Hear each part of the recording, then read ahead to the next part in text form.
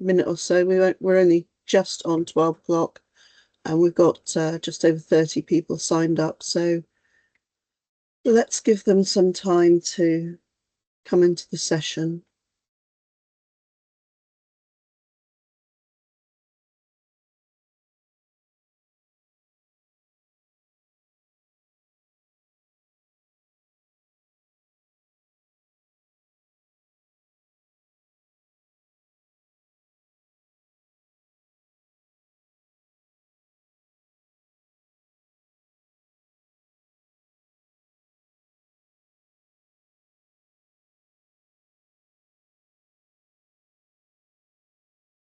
Right, we're about halfway there, so we'll give it another minute or so.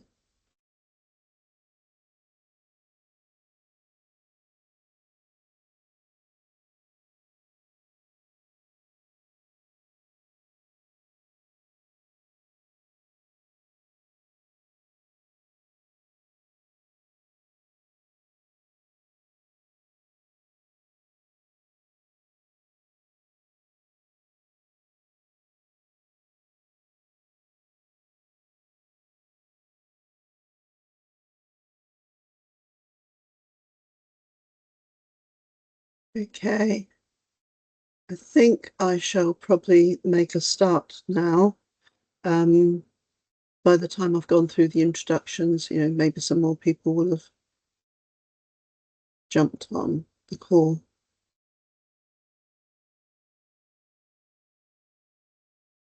Okay, right. Let's start.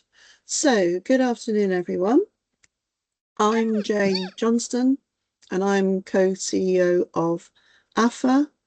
And today we are running this session for you on building mental resilience, steady mind, shifting world. Now, the session is being recorded, and it will be saved down on the AphA Hub. So if you want to go back and re-listen to it, or you've missed anything, you want to listen again, or any colleagues that haven't been able to get here today, just point them, to that recording, and they can pick it up there. We are also, so I will introduce you in a minute to Caroline Beardall, who is the head gardener, who is running this session for us, and let her do her own introduction. But just to point out that Caroline is holding a second session 2 weeks from now, same time on the 27th, about cultivating well-being in a changing landscape. And she'll be covering well-being check-in, navigating uncertainty, and building inner resource. I'm going to be driving the slides for Caroline, so I'm taking a back seat and Caroline's driving the whole session. So I will now pass you over to Caroline to say hello. Thank you very much, Jane. Brilliant. Welcome, one and all. And the very fact that you have made it here today for this session shows that this is something, A, that you need, and B, that's important to you. Now, sometimes we have things we need that are not important to us. And sometimes there are things that are important to us that we don't really need. This, I assure you, is both. So well done on getting here. And if I can invite you to be as present as possible. I realise that some of you might be having your lunch, and that's absolutely fine. It is a lunch and learn. But it is something that actually, if you pay attention to and don't do your emails in the background, we're all guilty of a bit of that, then actually you will reap the reward and the benefit. And so I do urge you to be present as much as you can. So let's have the slides, Jane.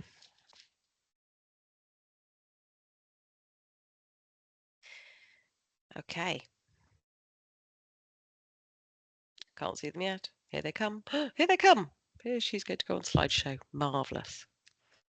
Right. Yeah, let's go from the beginning. Good plan. Okay.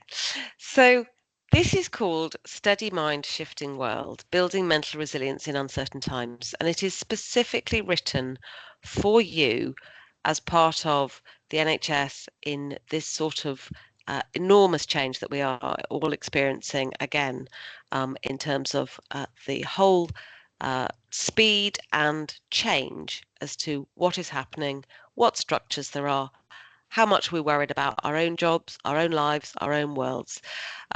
But the reason that I have the plants there, if we go to the next slide, is because I am, as Jane said, the head gardener.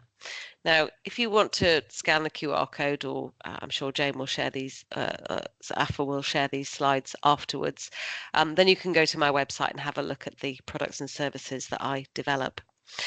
But the reason I'm called the head gardener is because I grow people. If you know what a garden is, then that is what a living system is, and that is what a human is, and it's what a team is. And we can use a model of growing a garden, the quality of the seed, the amount of nurture and care it gets, and the environment that it's in, to actually then develop and thrive, or indeed to have problems and have weeds growing and not to get the things we need. You absolutely need two of those three. It might be the quality of the seed is excellent. I'm sure it is, as you are all seeds in this garden. The nurture and care might not be so good, and that will therefore cause you difficulties. But if the environment is good and you're in fertile soil or in a good team, that will help carry you. On the other hand, if your environment is rocky and difficult and stony or weedy, and people stop you doing things, then you need even more nurture and care and a good quality of seed in order to thrive. So I've written a model which is based on gardening, but it's codified with behavioral and neuroscience so that it's anchored in the science of how to grow people as living systems.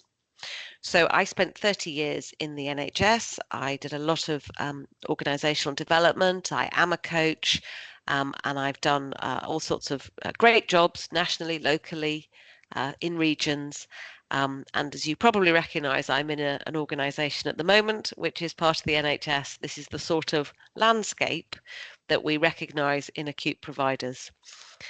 If anybody can actually recognise which trust I'm in, then you'll get a prize. And I'm not sure that it's. I'm not sure that you will be able to, but very happy for someone to see if they can win that prize.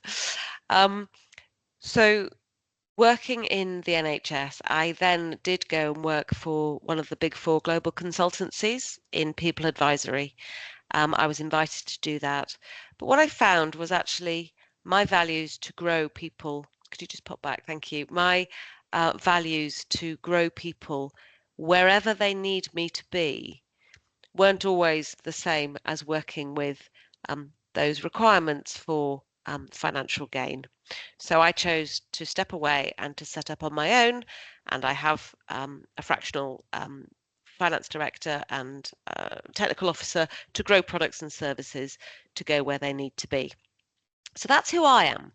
And today I am in a good place. I love it when the sun shines. I love it when I feel that I've organized myself sufficiently that I can give of my best. And my question to you is, who are you? And how is your social battery just now? And by social battery, I don't mean, are you feeling sociable? I'm meaning, how recharged are you feeling? Or actually, because this session is all about creating a steady mind in a shifting world, is it that you feel your resilience is in a difficult place? Maybe you're already overwhelmed or feel you might become so. So I'd like to invite you, if you will, just to, pop, maybe not your name, but you can, in the chat. Where are you from? How are you today? How are you really today? Not how are you? Yes, I'm fine. But how are you? Ask yourself that question. Now then, who is that has already? David Wright. You're going to plump for one or the other, David Wright? You're going to plump for one?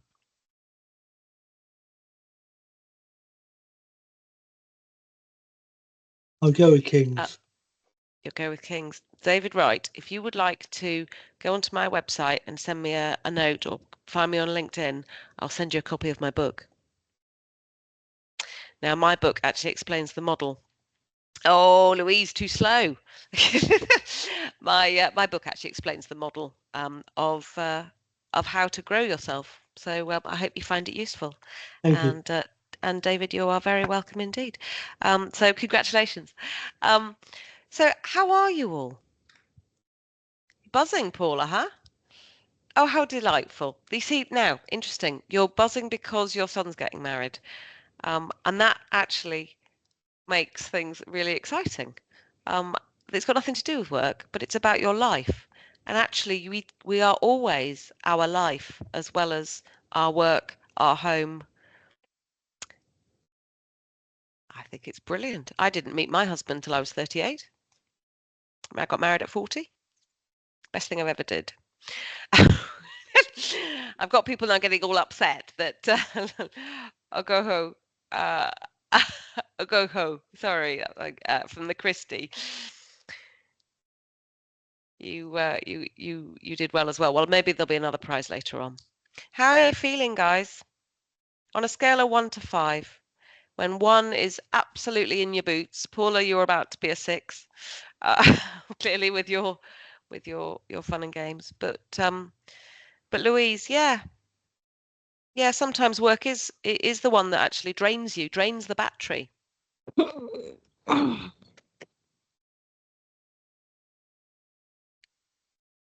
Osterhus? Is that Osterhus? Do you mind popping yourself on mute unless you want to say something? Is that okay?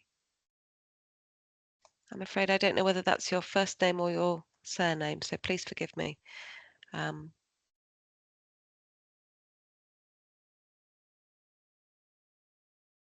Yeah, it's yeah, ICB is cutting costs by 50%. It's hard. It's really hard. Thank you, Courage from Essex. Happy to be here. Good. It's a tough world out there, but there is a difference around actually, the things you're looking forward to, the things that you're meeting your friends, going to the gym. But actually, there's a lot going on. There's an awful lot going on at the moment. So this is something that you can check in with yourself. How am I? Just how are you? Actually noticing how you are will help you show up the way you want to. And by that, I mean, we don't wish to share and leak our grumpiness or our overwhelmedness or our anxiety on people. But if we're feeling low, we do emanate that. We try hard sometimes not to let it show, but actually it is something that to be able to say, social battery is a bit low today, not feeling great. Joe, yeah, not great because you're ill, but still going. And actually, you're very welcome. The reason I asked is because sometimes you could ask other people, not just how are you, and they say fine, but how's your social battery just now? How are you showing up today? It's a different way of asking the same question, but it means you don't get a glib answer. Oh, David, right, you're just loving this one. Fresh compost, need fresh compost, 3.5. Well, here it comes. There is a chapter in my book about business compost and how to use some of the really difficult experiences. And when they rot down, it means that you can actually take the goodness out of them. Yeah, Laurel, that's good to hear you say it. Social battery very low and overwhelmed with workload, as I feel I'm a lot slower than I used to be. It's really important to be able to say it and to own it, and there's no judgment.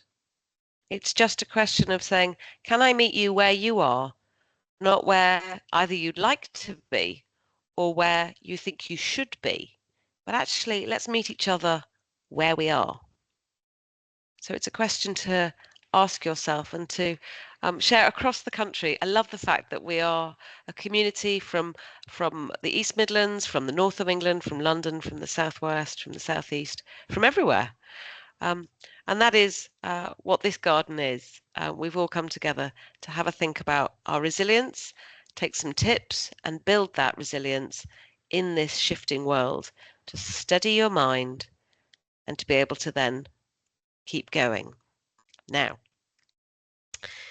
key thing is that you're not alone. Sometimes we feel emotionally or mentally stretched, either by change and uncertainty. But there are 22 people on this call, and if you take out Jane and myself, that's still 20 people, including you, so 19 plus you, who've come here for support. So you are most definitely not alone. And there are at least another 10 people who did register but couldn't come for whatever reason.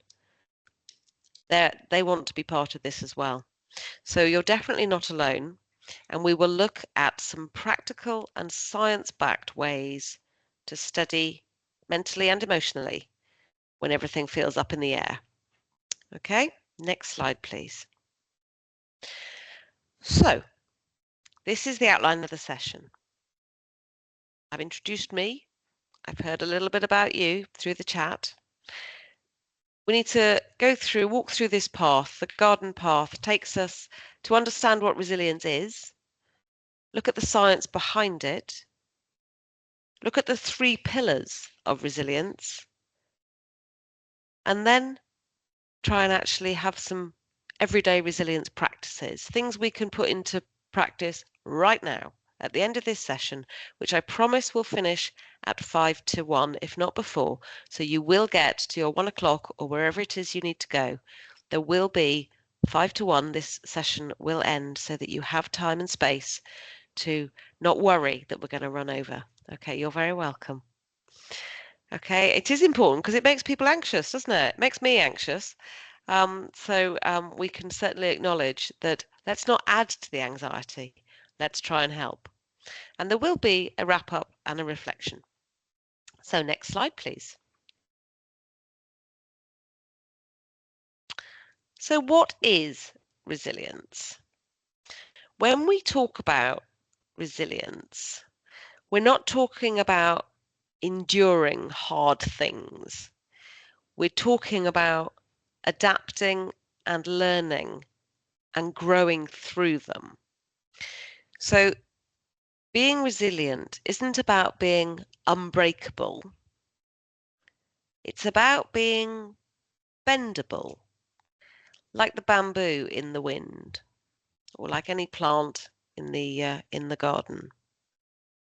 So coping is survival, and resilience is about flexibility, recovery, even transforming into a new stage in your life.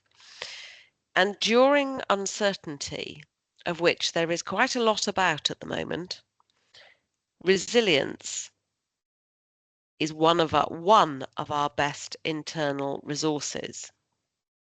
Now, we can't always get to a state of being anti-fragile. Anti-fragile, which is the shape on the right, is about bouncing forwards. Resilience is about bouncing back. You know, you have to sort of be a trampoline if you're resilient. But being anti-fragile is a positive version of not deflecting issues or not addressing them, but actually about it's a muscle growth thing, really. It's a sort of well, innovation spikes during periods of anti-fragility.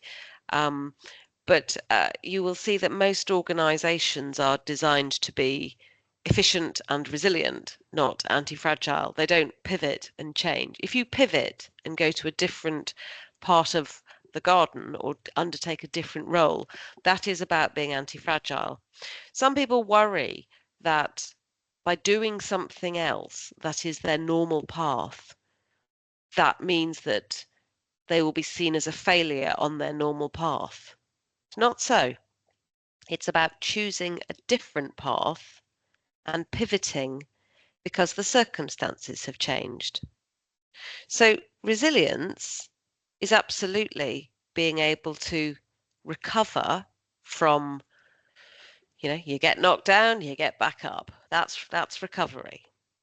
But it can still be quite exhausting. But if you say, I'm not going to actually absorb the impact of what is going on, I'm choosing not to. I am choosing to let the chaos go past me while I actually take few steps that serve me and my team and the goodness of the work that I do. Actually, that pivoting will enable you to be more flexible and make more choices. So these diagrams really are just to show that if you are fragile and you get a ball coming at you, then you break. If you are resilient, then you can bounce it back and you can be flexible and recover. If you are anti-fragile, then you pivot and move in a different direction. So there are some examples of what that means, which I have been just thought I would share with you. One of them is I don't know if you remember when Netflix was a DVD business, and it just had to completely change to being a streaming business. And of course, it's huge now. I don't know what I don't have lots of television, but I do have Netflix. And they used to be a DVD producing organization, but actually now they're a streaming business. And you might remember, those of us who've been in the NHS for a long time, we all sort of learned about Toyota and some of their lean principles and learning through mistakes on the shop floor and improvement methodology. And they see those sorts of mistakes and failures as fuel to be better. And I do think that one of their practices about their managers, when someone goes on holiday, it's not that the rest of the team has to pick up the work. The manager leans down to help additional capacity in the team. Now, it's just not something that we culturally do. Some do, but it's not usual for the manager to say, I will add to my capacity from that person being away. But actually, that is something that that Toyota do to actually help the team continue to function.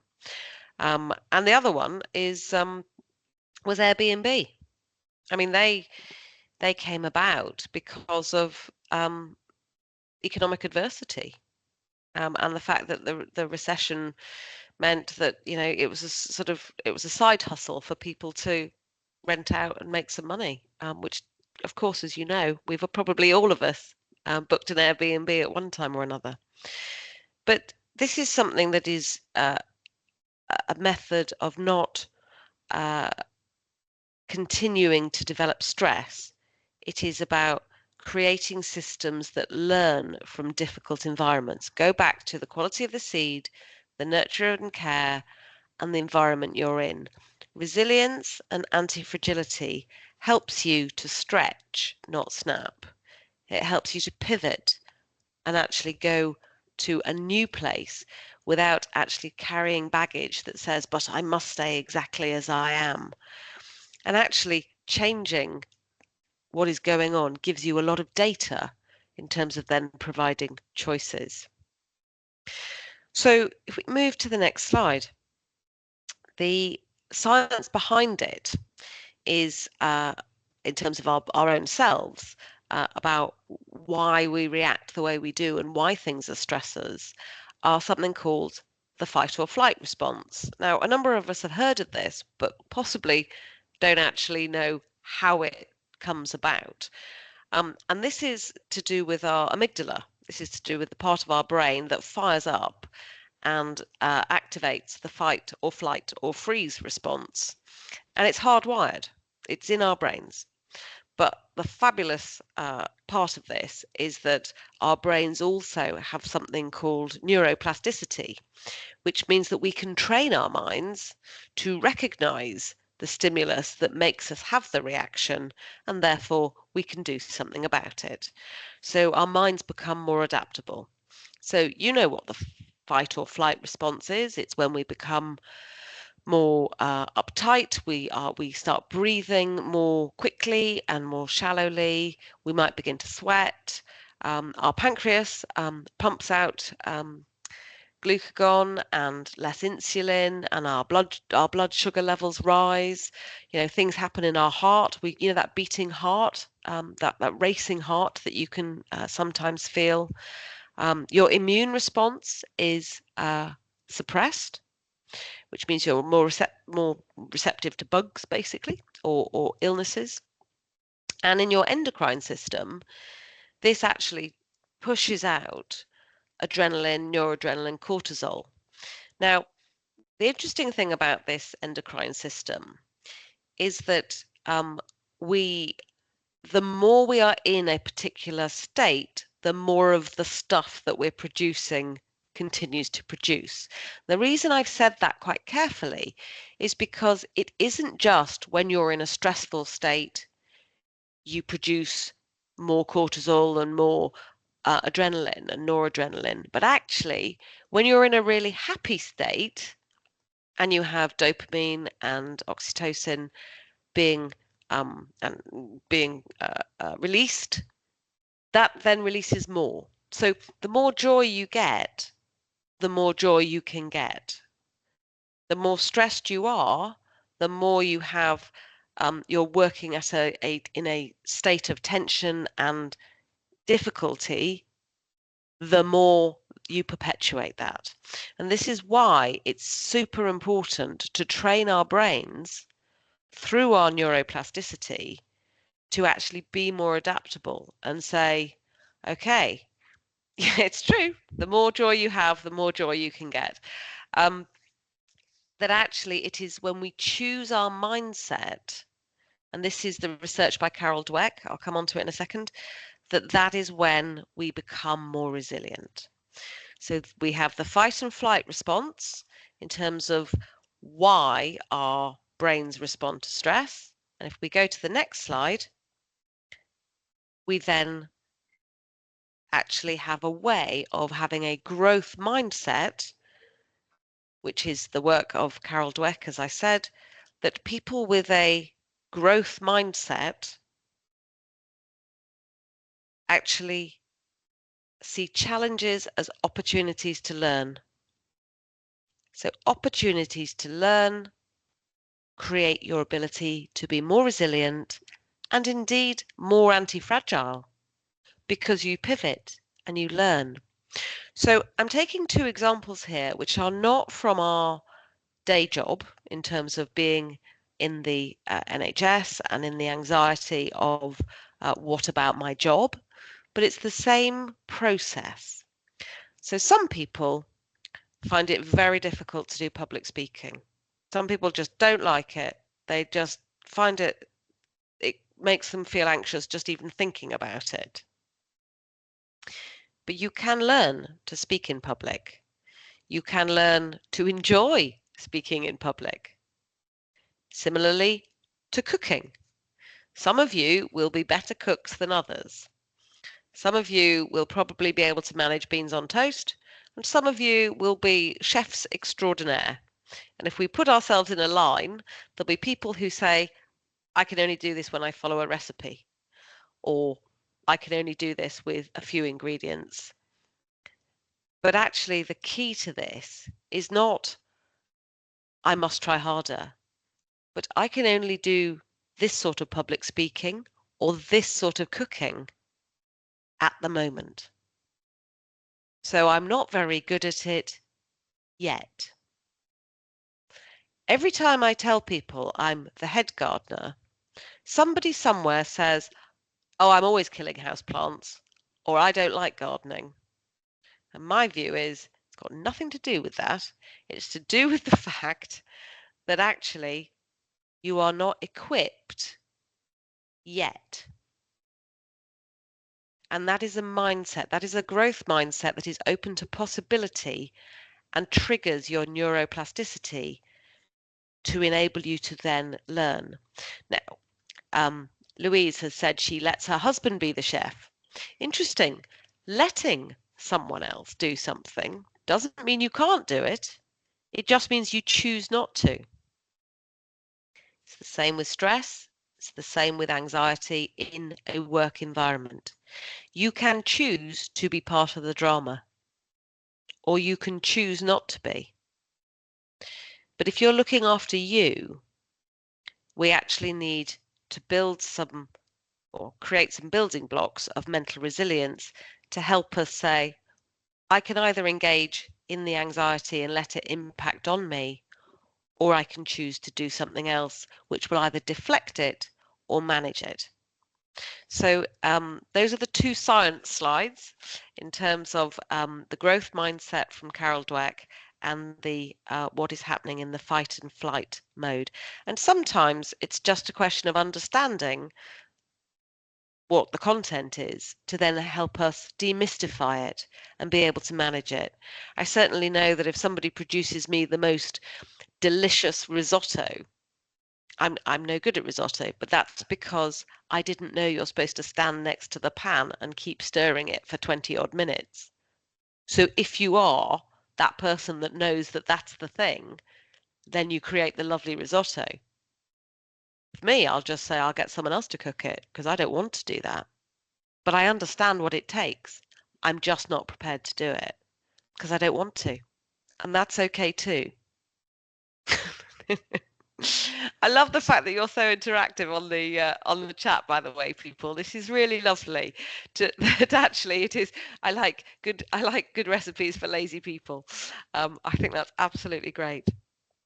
Okay, so let us go on to introduce 3 core building blocks of mental resilience that you can start using today.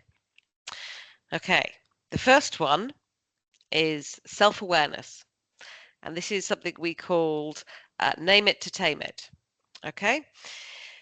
Now, being able to say how you're feeling helps capture it and it doesn't feel all encompassing. So this is about the question I asked right at the beginning. How's your social battery? And when you ask yourself, what am I feeling right now? Actually naming the emotions actually reduces their intensity.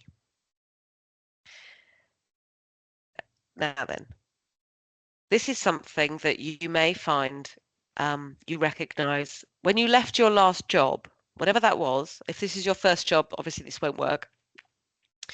But when you made the decision to leave, or if it's more personal, when you decided to leave a partner, perhaps, it's still a relationship, whether it's work or whether it's outside of work. When you said the decision out loud, or you said it to yourself, it might have been scary, but it was a hell of a lot less scary than actually just having this whirlwind of terribleness around you. But actually making a decision or saying, okay, this is how I feel, this is not okay, actually takes away from the sort of fog and puts it in more of a container. So name it to tame it. How are you feeling right now? And you could give yourself some words. You don't have to share them. If you'd like to share them in the chat, that would be great. But if you want to take them to yourself, you don't need to share them. But how are you feeling right now? The second one is reframing the challenge. Okay, this is using that growth lens.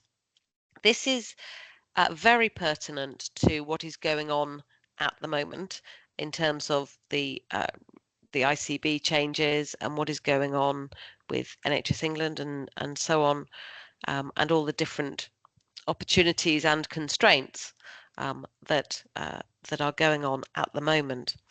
So instead of perhaps thinking, why is this happening to me? Perhaps we could say, what is this teaching me? Now, some of you may know, I'm a Christian, and there are times when things don't go right in my life. And I have to think to myself now, and I do think to myself, okay, well, if I believe God's got a plan, then how does this play in? This particular thing that isn't working? Because I'm absolutely sure that it's not what I'm choosing. And that's a question of my faith, admittedly. But actually, if you write down a current challenge, whatever your current challenge is for you right now, and say, okay, how do I grow? How can I grow with this opportunity rather than challenge? What is it teaching you? It might be teaching you that you see people behave in a way you don't want to behave. It might teach you that you thought that the job was going to be forever, and maybe it isn't. It may be teaching you that perhaps you don't feel ready to take the next step. So what step are you ready to take? Do you see what I mean? There are different ways of saying, okay, I'm feeling this challenge. What's it for? Why am I experiencing this challenge? And what can I do about it? Because the reframing it will help you grow. And if you go back to the resilience and the anti-fragile models, it's about growth and actually being able to have a stronger stem on your as a plant in the garden than actually exactly being the seed of adversity, becoming the greater or equal benefit. That actually it's got something that you can then step on to the next stage next time you see it coming. And if people behave badly, then actually you can say, I don't want to behave like that, and I'm going to choose not to. Or if you're not ready to do something, what am I ready for? So write down a challenge for yourself, or a question. What is it that's a challenge for you at the moment? It might be, and was it Paula? Forgive me, I can't remember, that you can't decide which outfit you're wearing to your son's wedding. Well, okay, so what can you choose? You know, it's a question of saying, what can I do? What do I want to do? What am I choosing to do, given all this other challenge going on around me? And the third pillar is absolutely social connection. Now, some of us, I am indeed, in my Myers-Briggs, I am an introvert. I'm a very clear introvert. I know I have extroverted behaviors, but actually, I recharge my battery by being on my own or by being with people, well, being with my husband, not just people, but being specifically with him. He doesn't take energy from me, but actually being socially connected thrives, ensures resilience, thrives in connection. So these networks, and the fact that I said to you, there are 20 other people out there, as well as you, as individuals, who are connected and wanting to support and grow in their own resilience, and maybe part of your story as well. So even a 10-minute conversation actually can reset your nervous system and your chemicals going around your body to then reset and reapproach whatever is your next piece of work. There are a number of people, particularly famous people, that talk about their particular kind of focus for 90 minutes, and then they get up and do something else, or 25 minutes and then do a 5-minute walk outside, and we think, oh, well, that's nice, if only I could. Well, it is a choice. It is a choice. And actually, if we put the timer on that says, I'm doing 15 minutes of absolutely focused work, and then I'm going to go and have a look at my emails. 15 minutes. Somebody can wait 15 minutes for a response to something. But if you give yourself that space and then reconnect, connect with a friend, connect with somebody that actually nurtures you and cares for you, or that is good for you. It doesn't have to be somebody else, but doing something that is nurturing of yourself. Okay, let's go on to the next slide. And this is where there's a quick toolkit to help you do this. There are 3 things that you can do, and you can do them immediately after this session. So I really like the grounding technique.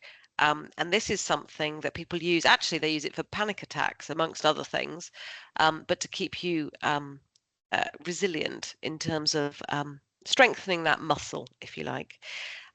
Using your senses to ground you in the present. And some of you may know this.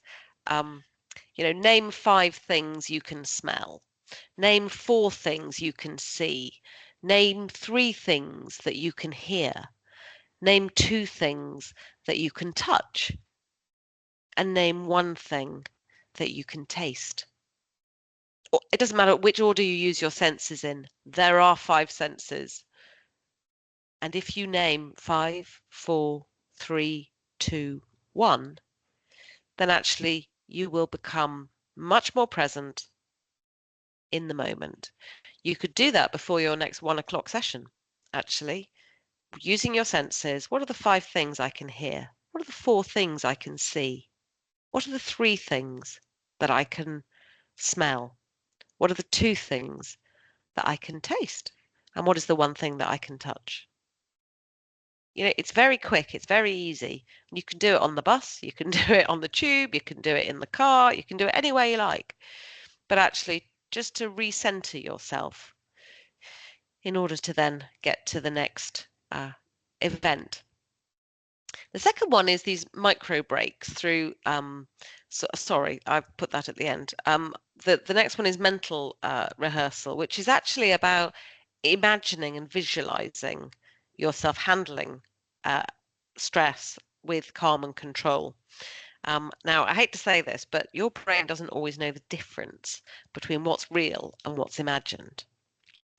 So if I say to you, imagine a lemon on a chopping board in your kitchen.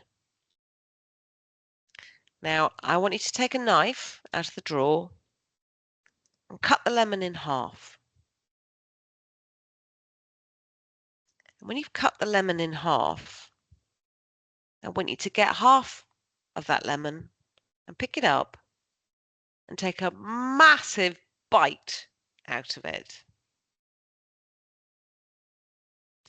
Now, some of you, probably a lot of you, will have found that you've had a very, very sharp taste in your mouth. If you actually imagine doing that, you will have got that, and I was imagining it as I was telling it to you. And it's that kind of bitter, lemony feeling. Because my brain doesn't know that I haven't chopped a lemon in half and actually picked it up and taken a bite out of it. So if you can do that with a lemon, I can absolutely assure you that you can do that with a stressful situation and choosing to handle it with calm and control. So if you imagine it being terrible and horrific, then you will be portraying terrible and horrific. It's the brain will think this is definitely going to be dreadful. I have done a couple of meetings with somebody where the first one didn't go very well at all, and they were very shouty and very difficult. And therefore, I thought as I was going into the second meeting, well, they're going to be very shouty and difficult, aren't they? Because that's what they are. So I decided, okay, I'm going to imagine that as I arrive, they smile. And they say, hello, how's your day? And they're pleasant. And they've forgotten that they were shouty and rude, and they're just being nice. And we're going to talk about this piece of work that is coming up. And I felt much, much better by being able to walk into that environment. We have this with interviews, don't we? Right? Feeling much more confident. So we always think it's going to be terrible. They're going to ask us all these questions that we don't know the answer to. Well, maybe they're sitting at the table thinking, God, I really hope that next person is going to have these skills because we are in such need. We don't know how to manage without this person. They've got such fantastic experience. Okay, but none of you think that. Well, why not? Maybe that is what they're thinking. Thank heavens this person has arrived and is willing to come and work with us. Maybe that visualization and mental rehearsal will help begin that calming and that confidence to show up in an interview environment. And then the micro breaks. So every 60 seconds of conscious breathing and stretching can help your brain reset. So those of you who are not on camera, if you want to actually stretch and stand up or give yourself some conscious breathing in and then out for 60 seconds, you will help reset your brains. And again, you can do it between meetings because this call will end with 5 minutes before the next one. So you can definitely give that 60 seconds to stretch and to breathe. And your brain will reset. Okay, let's go to the last slide. So, what is the one resilience practice you're going to try this week? Drop it in the chat. And what is something that you particularly want to remember? You can't remember everything. It's okay that you might have made some notes. You might have thought, oh, that's useful. What did she say about that fight or flight? Okay, take one thing. What's the thing that you actually remember? Thank you, Louise. Mental rehearsal. Fool your brain. I know it's cool. It's such a cool, such a cool way of fooling your brain, and it works, huh? But these are absolutely techniques to help your resilience and to calm your brain, to have this steady mind before you have to actually tackle whatever the difficult thing is. Yeah, that reframing an assumed bad meeting. I think we get into the habit of thinking it's going to be bad before it's even happened. But why don't we assume something else? You know, it makes, when I go on the tube, I noticed yesterday I had my lanyard on and people kind of looked at me, you know, because they want to know what you're doing, really. But I thought, I wonder if what they think I do at the hospital. You know, do they assume I'm in HR? Do they assume I'm a doctor? Do they assume I'm a cleaner? Do they assume, what do they assume? Now, most people are fairly absorbed in themselves, but actually making the time to check in with you so you're not a stranger to yourself means that you'll know when you're a bit off colour and when actually you're really buzzing. And look out for those people that aren't, because you might want to share some of these techniques with them. So that's my challenge, is to try one of these new resilience strategies this week. And I'm going to ask Jane to take the slides down now. And if people have any questions or anything they'd like to say, I'm going to invite you to do that so that we can have any kind of conversation you like. Please pop your hand up or just speak. I really missed out doing the slides. I was so desperate to see what was being said in the chat. I'm going to have to go back through it afterwards. Anybody got a question? Bertha, hi.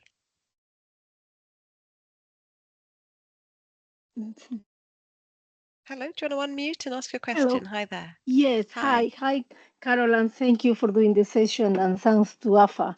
Thank God for this session, because I think under this challenging situation, it helps.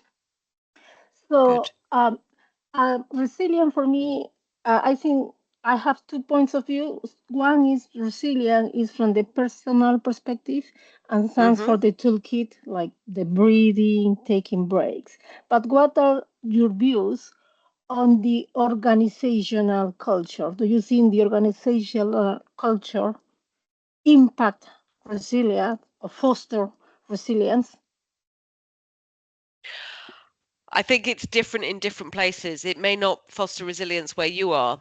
I think systemically,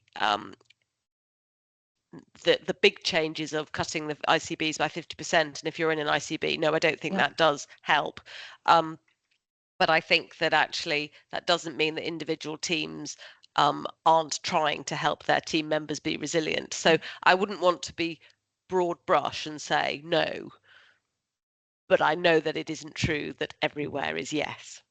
Yeah. Do you see what I mean? So Yes. I think it is it is some and some, and that is why it's also quite difficult, because you know, there are organizations that try really, really hard, and for some people that works, and for some people it just doesn't land.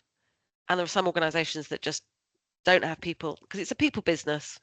You know, people look after people, and if they don't, then there is more difficulty. So it's a good question, but it's not one that I can give a generic answer to. Okay, thank you. Okay, Paula.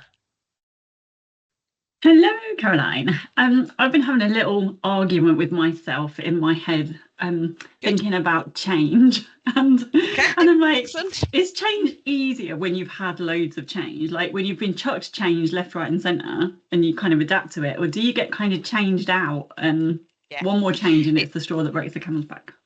Well, you don't get you don't just get better at it because you do it more.